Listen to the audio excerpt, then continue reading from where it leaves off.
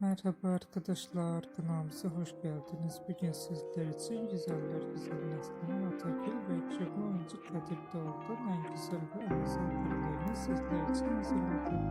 Neslihan Atagül ve Kadir Doğulu çifti Fatih Adliye dizisinde birbirlerini sevmiş